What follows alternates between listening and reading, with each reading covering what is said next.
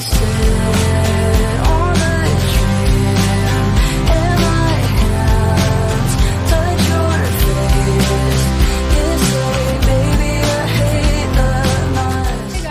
to the Caffeinated Corner. I am with Kristiane today, and we are going to talk all about her new music, and of course, her cafe addiction. So let's get into it. Amazing. Amazing. So one of like my biggest things that I start out with is since it's the Caffeinated Corner, I always run with people what's their like cafe addiction or like drink of choice, and you can like give as many as you want, but I love that. I I am unfortunately addicted to cold brew. I'm a cold brew girl. I keep it pretty classic, just cold brew and almond milk. But I drink two a day, which is probably not good. But I also love matcha. But I've been on a real cold brew kick. What's cold yours? brew is healthy though. I feel like I'm not a sugar fiend, but I am very like I need sugar in my coffee, just a No, little I bit. feel that. I mean, honestly, like I eat so much sugar in other ways that I feel like I just like need to give myself a break with the coffee. But yeah, I feel like you're either like a sweet drink person or you're not, you know? Yeah. No, I feel like I'm the type of person to go order the most basic drink. I'll be like, can I have an iced lavender latte with oat milk? Yeah, and like that is your right. Yeah, I'm like, or I got in a huge matcha kick all of February. I love matcha. Similar, yeah, very good. It was more because I had given up coffee. Yeah. It's that was the replacement. Yeah, I've done that too. I tried, but I always come back. It's so hard, but It's not the same at no, all. like sometimes you need the jitters that coffee Hmm. provides, unfortunately. Yeah, 100%. Kind of like on that path, I feel like we kind of talked about this earlier, but what are some things that you're kind of obsessed with right now? Like, I would say like your favorite things. It could be anything from like a TV show to an activity, something that like just keeps you like motivated. I would say motivated to keep going, keep doing Yeah, it. bro, isn't that the truth? Um, Hmm. yeah, there's a few things that are really big for me right now. I'm trying to be like really intentional with like the way I consume media and like just being really intentional with my time in general. So I've been watching a lot of like older movies and listening to a lot of music. My best friend listens to an album every single day, and that really inspired me. I can't do that, like it's too much, but I've been really trying to like push myself to just like listen to albums all the way through and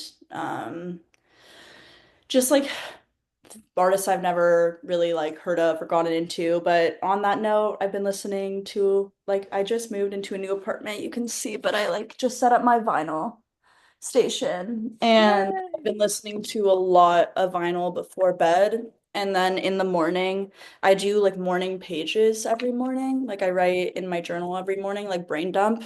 And those are the two things, like listening to records and doing my morning pages that keep me going, I would say.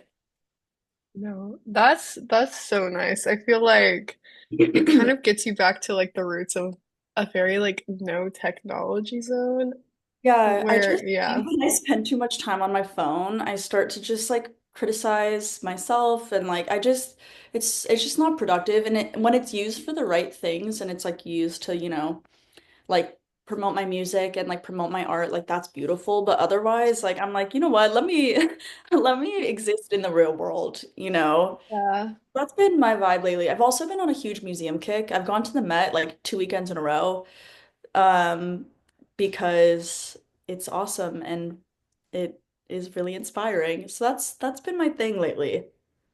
Yeah. I'm also a huge art museum person. Like every time we go to a new city, I'm always like, okay, I Like don't that, care if we're in the middle of nowhere. If they have an art museum, like I want to go. dude, absolutely. Wait, where do you live? Just I live in Nashville, which this is actually bad because I have never okay, been no, to the sorry. art museum here. which is so fake of me. Oh wait, I But didn't know it's you lived. like, yeah, That's so cool. yes, I do live in Nashville, where they technically have an art museum, but it's one of those art museums that is a temporary exhibit art museum. Oh yeah, like comes in and out. Yeah. Yeah, so I just keep missing the good exhibit. I Not know. that there's any bad exhibit. Yeah, you're missing the good ones. Yeah, that's so funny. Yes.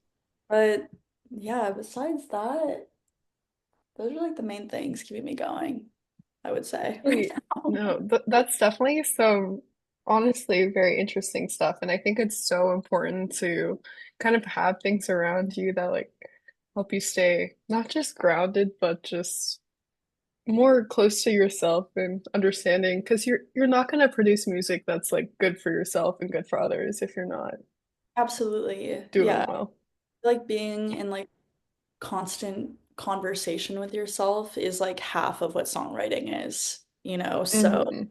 I think that's part of why the morning pages are so important to me because even if it's just like mindless brain dump, there's something I always get something from it.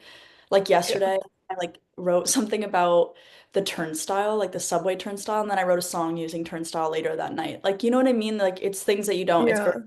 obvious in that way. But yeah.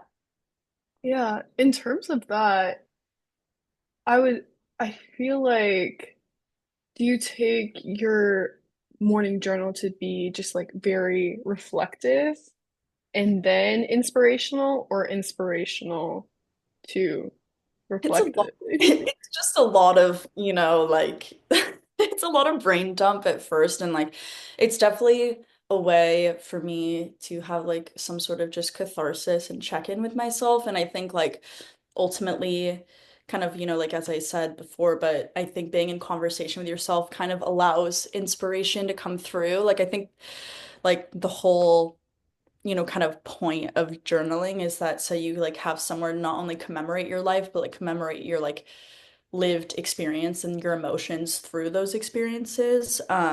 And then when you can like articulate those experiences, then you're able to ultimately like create art out of it because you've like processed them. And I think that's like kind of what that provides for me. Yeah, that's definitely, I feel like obviously everyone takes their kind of like creative journey and inspirational process differently. How does this kind of contribute more along the lines of walking through your creative process? Say you're looking to write a song. Do you use that and other things, or Yeah, kind how do you know when like a song is ready? a great question. I'm a pretty particular writer, I would say, because I know there's a lot of people that like piece together things and then they come back to it and it's like can take a year or like months or something like that, which I think is amazing and like that patience is honestly inspiring. I'm the kind of person where like if I write now at this point, like really when I find like true inspiration and I have something that I really need to like talk about or get off my chest. So usually like I just will sit down and start playing chords and then I just start like humming a melody and then somehow like 30 minutes, 20 minutes later I'm like, "Oh, the song is there." It's so strange. It's like almost like this like bird's eye view and you don't even realize it's happening. But otherwise, like if I'm ever doing like a co-write or something like that, like I co-wrote on this project with Hannah Cole, who's in Nashville. She's an amazing I artist. love Hannah. No, Yeah, she's great. I love Hannah too. She's awesome. And her boyfriend, Jose, who's also like her producer, he produced this whole project. And I don't know if I'm supposed to say that yet, but you I actually, yeah. I literally, I know Jose. I've recently met him, but I've never met Hannah, but I've been a fan of all of her work. They are both amazing people, but yeah, he produced Good and Ready, obviously, but like I didn't have a lot of co-writing experience before this project, but we wrote a song on Zoom together, actually, this project, which was really interesting. And that was like a new creative process for me. So I try to keep, pushing myself to do new things and new ways of writing, but usually it's me in my room with a guitar mumbling about some shit and it turns into a song. Yeah, and I feel like when it comes to collaborations, you kind of like own a song a little bit before. you start doing the collaboration, or are you kind of doing that process with the collaborator? It really depends on the artist. Like I'm the kind of person that now, especially like with Stray Dog and my last project and with this next project, like I wrote all of the songs for the most part like alone and then I brought it to the producer and then like of course they like collaborate. I couldn't do it without them. Like they collaborate so much musically and bring it to life. But I think like having the space to kind of process the emotions and write the songs on my own, sometimes in my own space, helps it feel like it helps maintain and preserve that intimacy because the songs are so intimate and like especially the things that I write about. That I think like having a second for them to be mine before they're anyone else's is something that's really important to me. Not always, but like a large majority of the A time. large point. Yeah, because yeah, circling it back, it's almost like it is your personal reflections, whether it's from your journal or just from those moments alone where or with like one other person where you get to be like, okay, I get to be a little bit vulnerable, but kind of craft it into something that kind of heals yourself, but could heal other people. Absolutely. Yeah, it's like it's very full circle because the you know this it's like kind of everyone says this, but like not to be like the tired trope, but it's like the second you put it out into the world, like it's not quite yours anymore in that same way. And so I think like kind of just commemorating and being very present for the whole process of creation is really important to stay like tied to the music. Yeah. Yeah. Oh, that's all so so nice. I feel like sometimes I'm always like, what's the best way to describe how I feel? And I'm always like, nice, perfect. But yes, I would say kind of looking back, we talked a little bit before this, but I've been a fan of your music for a while, and I remember when you put out your first CP, and it was from I can't re I'm pretty sure Wish I Could Be Your Girl was on that first EP. Yeah. Yeah. So taking back kind of that sound and like how has your music kind of evolved and has it evolved more from like personal experience or just like growth in your musical talent to your newest song, Good and Ready?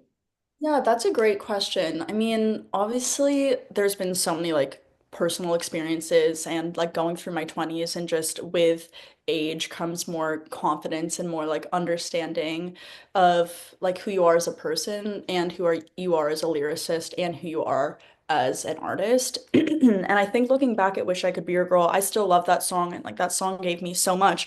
But I was, like more in my like bedroom pop bag and it was kind of like reflective of that time. I also would like never put out music and um was like a college kid just kind of like fucking around with my friend and then it like turned into this thing. And that's what I love about that song is it feels like such an like the infancy of my career and I still feel like I'm at the infant stages of my career but just in like a totally different way now.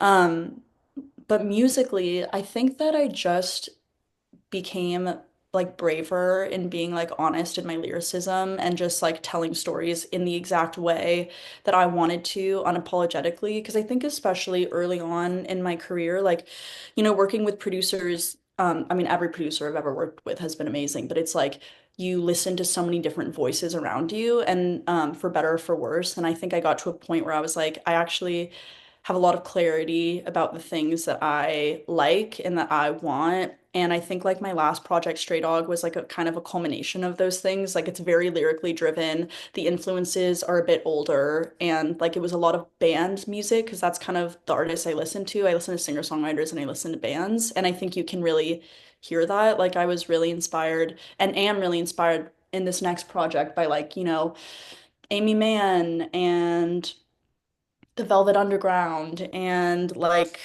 Mitski and so many different people. I mean, I could like literally name 1,000, but like even like slow pulp or like so many different kinds of people. And I think I just kind of got to a point where I was like, my songwriting itself is so important to me, and how do I best support the songwriting?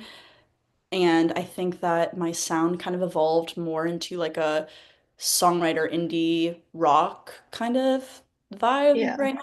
I don't know, I would say, but I still like at the end of the day, like I hope one day to make literally like an acoustic album with just me and a guitar, but when I'm like 30. But for now, like Yes. I'm having fun with the heavy guitars. No, That's a really I long answer, but no, I am like a lover of very long answers because it kind of gives more of a story of, okay, this is kind of like how I felt like throughout a process versus like, yeah, it just kind of happened, you know? yeah, yeah, no, but like I like me just giving it 10 minutes. Yeah, but I'm a big yeah, sucker for long spiels, and okay, I feel cool. like it kind of gives people a better understanding of where you were just in that moment versus now, where you can Totally. kind of see your thoughts versus you're seeing someone through their music. And so it kind of like bridges that gap. Yeah, that's a great way of putting it. Hmm. Kind of on that, speaking more about Good and Ready and maybe new stuff. How do you kind of see I know you probably work with a team or just a creative direction when it comes to creating music videos. Let's talk more about like I love music videos. So that was actually one of the first things I did. I was like, oh, I have to look at the music video because Oh, that I makes just love me it. happy. Yeah. I am so, so truly fortunate and blessed to have a really small and wonderful and devoted team around me musically, like on my label side, my manager side, and my creative side. My creative team is really, truly just me, my manager, and my like creative partner and videographer and photographer, Jeremy Reynoso. Like he's been working with me since the State Lines era, and he just really understands. He always brings my ideas to fruition, but usually I just kind of start by making a Pinterest board, and I'm really inspired by like movies, like older movies, and also like kind of like editorial 90s covers and stuff like that. And I try to bridge the gap between like what I'm inspired by, but also what's my personal taste. And for Good and Ready in particular, I grew up playing soccer like competitively, like thought I was going to go to college for it, the whole nine, and then like quit to do music and literally Troy bolted. But yeah, I just thought it would be like this song feels like kind of like sporty in a sense, like the whole like anthemic element of it and like being good and ready for something.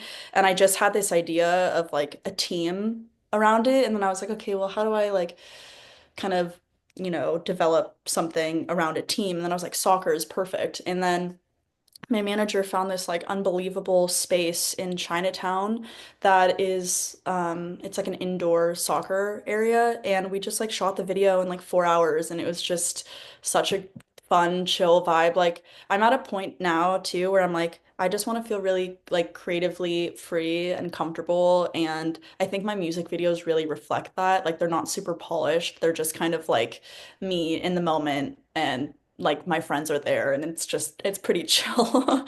Yeah.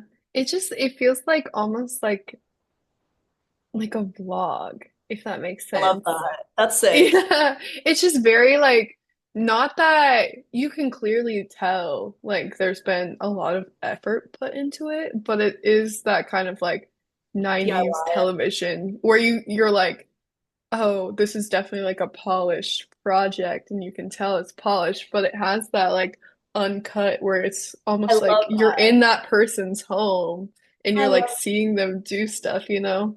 That's sick. That's like exactly what we go for. Because I think also for me in particular, just like my personality, if things feel like too polished on the visual side, then I start to kind of like get shyer, or it just doesn't really feel aligned with my personality. But if things are just like laid back, chill, and like a little more DIY, gritty, I'm like, this makes sense and aligns with my music. But thank you for watching Mhm. it. That means a lot Of because course. I hope people are. Everyone should watch it. I agree. It's my favorite video we've done. I just feel like there's just like this like fun anthemic energy that really mimics the song. And that's all you can really ask for in music videos is that it elevates the song. Yeah. No, 100%. I think it kind of, I always see a visual side, especially with that as more of like an extension, kind of like a bridge. Do you see them as like very separate, or do you see it as like it kind of connects people more to like who you actually are? I would really hope so. I try to be really intentional with the way that I do the videos and anything visual because I feel like it's part of the world building. I know a lot of people that I've talked to, like they kind of have the visuals and the music in the beginning, like in the earliest stages together. I don't really work like that. Like I'm truly entrenched in the music, and then after, somehow, thank God, the ideas come.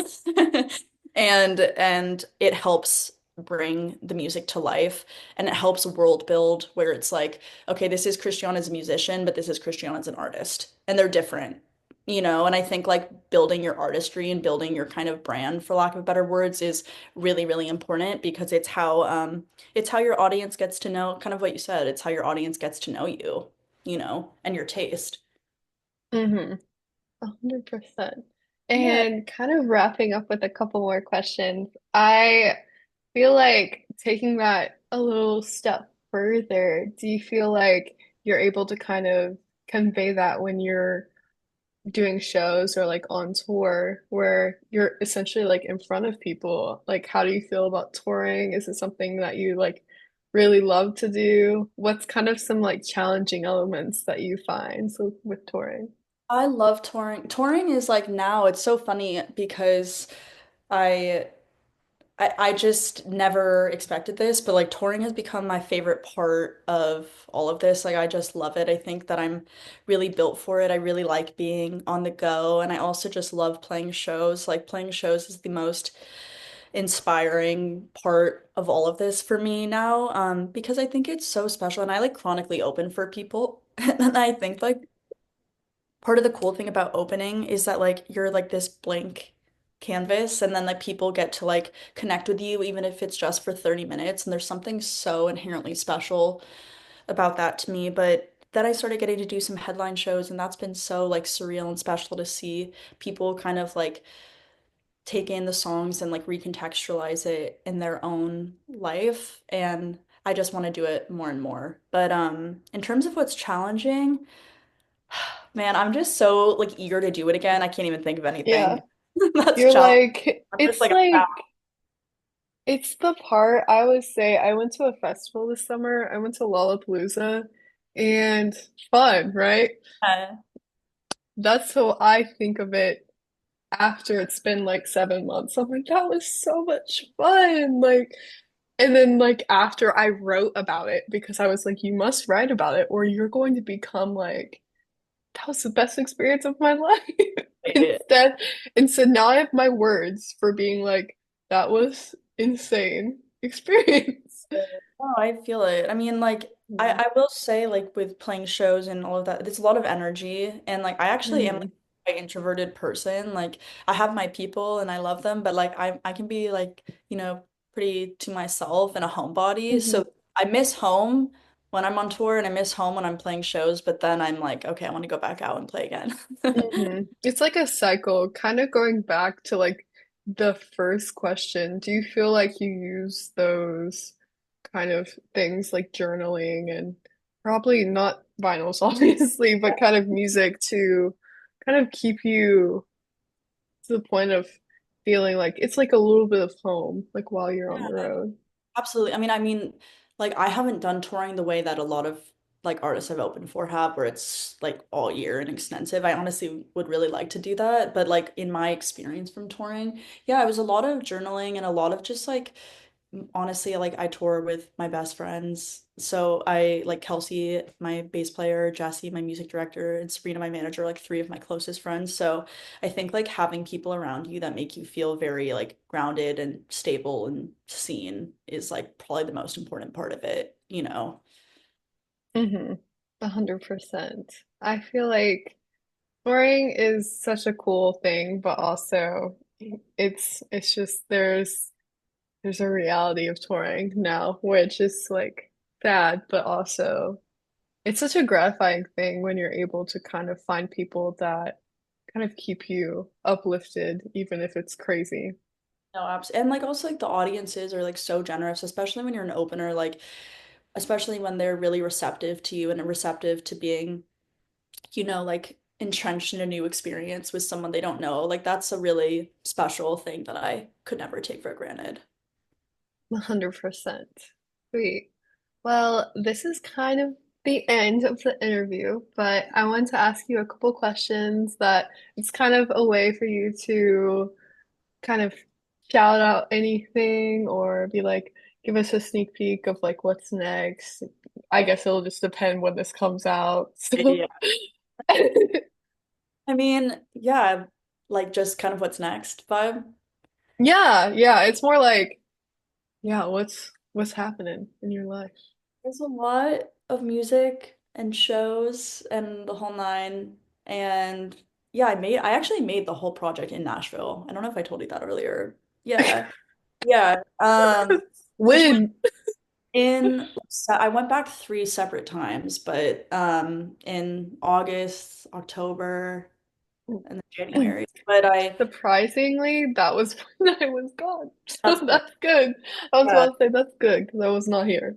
But yeah, it was awesome. And I mean, like later on when I like can talk more about like the project in itself, but Yeah. I will like we should talk one on one. But yeah, Yeah. there's a lot of new music that I'm really proud of. I think that like the next kind of world that I'm building is like a bit more extroverted than Stray Dog. Like Stray Dog was an incredibly like internal, very like in conversation with myself, kind of more reflective and like I love it so much and I think like that's why I was so, drawn to it. But this next project, it's still like very like inquisitive and introspective and like self-reflective, all of those things that I always do in my music, but it's like a little bit more sonically extroverted. It's a little more like self-assured even in the uncertainty, I would say. And I'm really proud of it. I think I can confidently say it's the best music I've ever written. And it's like new. It's like a new chapter and that's really exciting because after Stray Dog, I was like, fuck man, do I have anything left in me to say? And I did. And that alone is something to celebrate. hmm I think it's always the fact where like you get to a point in your life and you're like, I feel like I'm fine now, and that I've reached a point where I can't really like grow unless I'm willing to like add like some bit of conflict back in my life or uncertainty. And then when Oh, you like finally get over to that point, you're like, okay, this is chaos a little bit, but at least I'm still like growing and maturing and learning. yeah, I think you kind of just like have to relinquish yourself to like your lived experience. And like sometimes the reason why you don't have like the perspective or things to say for your next project yet is because you haven't lived that next chapter yet. And so like I feel like a lot of people message me and are like, what's your best like songwriting advice? And I'm like, to like, be in conversation with yourself and to let yourself experience things and it will come, and listen to a lot of music. That's my other advice. But Yes, yeah. sweet. So the last thing I always do is you can kind of give 3 words, 3 to 5, depending on how you feel, on what describes your music to you or to your audience. That's good. That's a good question. I would say it is It's hard. I feel like sometimes you'll know like one word, but then you're like, I want them to all be like cohesive together. like there's like a few. I mean, I would say it's anthemic, it's analytical. Is that like I think that's like what I'm going for. And it's honest and it makes you feel something. So Yeah. evocative, yes, is the word Yeah. evocative. That's what's coming to mind right now.